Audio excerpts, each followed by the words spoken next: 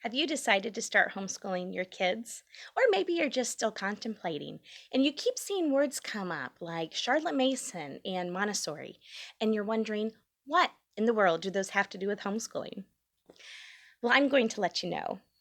I'm Christy with Homeschooling in Progress. In this video, I'm going to share with you some of the more popular homeschool teaching methods and, um, and why you might want to use them in your homeschool. So those terms I mentioned before are some homeschool teaching methods. Now, a very popular one that I'm going to start with is actually the one that we did start with, and that's the traditional or school at home method. Now, I didn't know that was a method when we started teaching. I was a classroom teacher years and years ago before we started having children, and so when we decided to homeschool, that's the method I chose to use because that's what my training was in. Now, the traditional method is very easy for beginners. So, if you're just getting started out and you just have no idea what you're doing, you are so stressed out, that might be a method you want to try. There's a lot of curriculum that you can find with this method. A lot of the curriculum will supply lesson plans for you, which will make, your beginning homeschooling so much easier to have the lesson plans already done. And a lot of times they'll offer tests, and some places will even grade for you. So, if your children, especially if your children are coming from a regular school, which was the situation that we were in, I thought that would be a nice transition for my daughter, who was in third grade at the time when we switched, to kind of have what she was used to at a regular school to do it with to learn in that same way at our homeschool also. So that's what we did for the first couple years.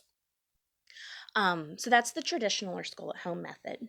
Another method that you might hear about or read about in your in different homeschooling areas is the classical method.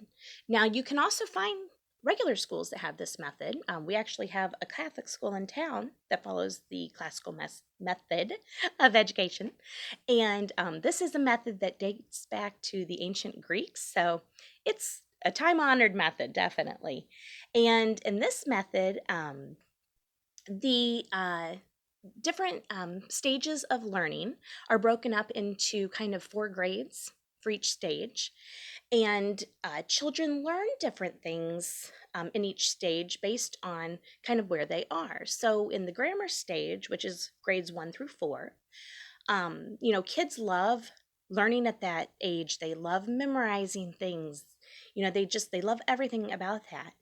And so for the grammar stage with the classical method, that you're going to do a lot of your memorizing of your facts. Maybe that's when you memorize the presidents, or you memorize different poems or dates, different leaders of different countries. So you're going to do a lot of memorizing in that stage. Then when you get to the logic stage, which is around grades 5 through 8, that's when they're going to do more of the critical thinking and kind of analyzing what they've memorized. Maybe debate. Kids that age love to debate. So then that's what you're going to do in the second stage. And then finally, when children get to the high school age, that's when they're going to apply what they've learned. So they're going to apply that to their writings and to their, everything that they're learning about to express themselves. And that's the rhetoric stage. So the classical method is wonderful if you want your children to have a very well-rounded education. It presents history chronologically. So if you want to start with that ancient time and work your way up to modern and not just learn about, U.S. history every year, which some curriculums seem to kind of focus on, then that might be a good method for you. Another method that you might see in the homeschool area is the Charlotte Mason method. Now, Charlotte Mason was an educator over in England, and she had the idea that children are born persons and that we should give them a feast of information for them to kind of choose from and learn more about based on their interests. She also advocated short lessons. So, if you have children who are quite wild and have a hard time sitting down, We may have one or two in our house. This might be a really good method for you. If you love spending time outdoors, this would be a good method for you. Because Charlotte Mason also advocated for a lot of time outdoors. So you're going to see nature study in this method also, which is really fun. Um, and then we move on to another method, which is unit studies. Now, for this method, you kind of take, which I actually know some teachers who use this in regular schools. So it's kind of like thematic learning, if you've heard of that. So again, not all of these methods are, set in stone just for homeschoolers. You may be familiar with them in regular schools also. But anyway, getting back to the unit studies, that's when you kind of take one topic, farms or trains or, something like that, and you kind of base all of your learning on that. So, your history, if you're doing trains, maybe you're going to do the history of the Transcontinental Railroad or the history of the different types of trains.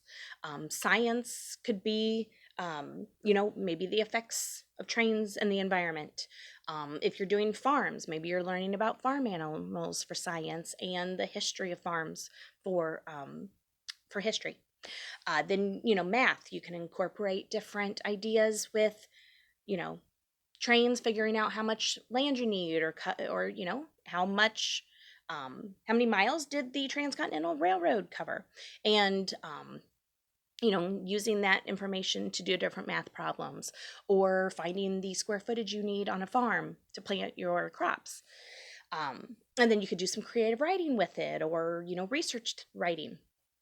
So lots of different ideas on how you can incorporate your learning into units of study. And it's also a nice way to incorporate the whole family because they can learn at their level with the same topic. So it makes it easier for mom with planning. Another method is unschooling. Now, the unschooling method might kind of seem like, whoa, what is that? So basically, the unschooling method is kind of a very child-led and interest-led way of learning. It's actually kind of a lifestyle. And there are different degrees of unschoolers. There are some unschoolers that do absolutely no preparation. They completely let their children choose what they want to learn. And then there are some unschoolers that don't really do lesson plans and or follow a curriculum, but they kind of guide their children to what they want them to learn about. So there are different degrees, and children can kind of learn at their own pace. Again, this is something that is very easily adaptable to the whole family because child one can be doing this learning while child two can be learning about this, or maybe they learn the same thing when on a vacation, or something that interests them all. So the unschooling method is something that you really just kind of let the children decide how they want to learn. You're not going to see textbooks. You may not see writing and notebooks and so on, or you might. It kind of depends on what the child wants to do. You're going to see a lot of hands-on learning with interest-led learning. So if your kids are, some really go-getters and really hands-on, this might be a really good method for you. Sometimes parents will choose to do this method as kind of like a deschooling process from coming from a school to homeschooling, where maybe they just kind of take a semester or take a summer and just let their kids kind of just learn on their own, and they don't force any kind of learning, just to kind of get out of that school mode. So that's something that, maybe you just do temporarily, or, maybe you decide you love it and you do it all the time. Then another method is the Montessori method. Again, this was based off of a person, Maria Montessori, and this is also a child-led learning method, except it's a little more guided. So the parent is going to show a child how to use particular materials or how to do a certain way of learning, and then the child, will have that to choose from later on when they choose to use that. It's a method that you see a lot in preschool. I actually use this a lot with my little guy, where I will show him how to do different, different puzzles or different just different kinds of learning, and then I will put it on a shelf, and he's welcome to choose from among maybe 5 or 6 or 7 activities. So it's kind of it's child-led in the fact that he can choose which of those 7 activities, but then I'm the one who chose which 7 activities to put in there. So when I want him to learn about colors, we're going to see some color activities in there. When I want him to practice fine motor skills, you may see some lacing in there. So child-led, but kind of with the parent's hand. Um, and then there's also the Waldorf teaching method, which is a method that really pushes for the arts, with art and music and different types of nature and handwork. And they really just want to have the children use their imagination, their creativity. There's a rhythm with the Waldorf method of the way that you teach the children. Um, and just really lovely ways of teaching them, and with through the art of showing different ways of learning, and just a very gentle method also. And then the last method is kind of what I've ended up adapting to, and that's the eclectic method, which isn't really a method at all, but it's kind of just picking and choosing what you like of the different methods and using what works. Honestly, a lot of homeschool families probably do end up using this method to some degree. You may see your diehards on different methods, but I think a lot of people do tend to kind of take a little from this and take a little from that. So we do use a little bit of textbooks with grammar. I really want my kids to learn the grammar, so we do kind of use textbooks with that. But then we incorporate a lot of nature study, which is more of the Charlotte Mason. We do follow our history chronologically, which is similar to the classical method. I mentioned that my little guy does a lot of the Montessori type method of learning. Um, I don't think we've done too much with the Waldorf or unschooling. I guess in the summer it's kind of unschooling because we don't really do anything set, but I kind of do like to see them learning, so that which is nice. And then from time to time, I guess we do unit studies sometimes with our nature study, because we might focus on one particular aspect of nature, and then incorporate some art with it and maybe some history with the science. So it's kind of a light unit study, uh, but still a unit study.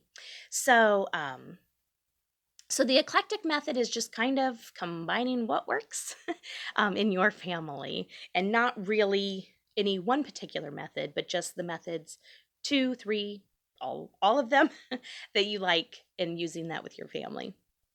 So hopefully, uh, giving you a little bit of background on these methods will give you some ideas on how you can incorporate them into your homeschool. And if you want to learn more about these methods and find out some of the advantages and disadvantages of each of them, I do have a much more in-depth blog post about it that I will link below. And so you can read more about the different methods. And I also have a free cheat sheet of just a short little succinct page of what the different methods entail, and I offer that as a bonus for my email subscribers. So I'll also link that below in case you'd like to get your hands on that and learn more about these methods. Be sure to subscribe because I love to share homeschooling tips and activities that we do. So make sure you subscribe to my channel so that you don't miss any of my future videos. I thank you for watching. Happy homeschooling.